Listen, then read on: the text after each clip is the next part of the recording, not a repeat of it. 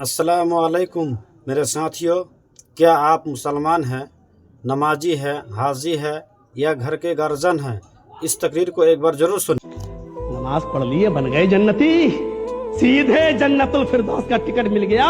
इनके हक मार के जाने वालों, जन्नत की खुशबू भी नहीं मिलेगी, चाहे तहज्जुदें पढ़ पढ़ कर तुम्हारी पूरी जिंदगी खर्च क्यों ना हो जाए। मौलाना साहब ये मत बोलिए, बस नमाज बोलिए, रोजा बोलिए, इस पे तकरीरें कीजिए। हक और हुकूक पे अगर आपने तकरीरें की तो बड़े से बड़ों के लोगों के दिल गुर्दे पानी हो जाएंगे, पतलूनें ढीली हो जाएंगी। मौलाना साहब यहाँ सब चोर बैठे हुए हैं, कोई एक दूध का धुला हुआ नहीं, अल्लाह माशाअल्लाह, सब खाइन चोर और डाकू बैठे हुए हैं। कोई अपने बहन का हक मारे बैठा हुआ है, कोई अपनी बेटी का हक मारे बैठा हुआ है, कोई अपने बेटों का हक मारे बैठा हुआ है, कोई अपने बाप का हक मारे बैठा हुआ है, कोई अपनी माँ का हक मारे बैठा हुआ है। इस हम्माम में सब नंगे हैं, माफ कीजिएगा, बड़े बड़े मौलवी भी नंगे हैं इस हम्माम के अंदर, इसलिए किसी को बुरा नहीं लगना चाहिए। नमाजें पढ़ ली, बन गए बहुत बड़े साहूकार।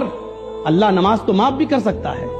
फजर तो मेरे प्यारे साथियों, आपने सुना, मुकम्मल मोमिन होने के लिए इंसाफ करना सीखो और लोगों की हक मारना छोड़ दो।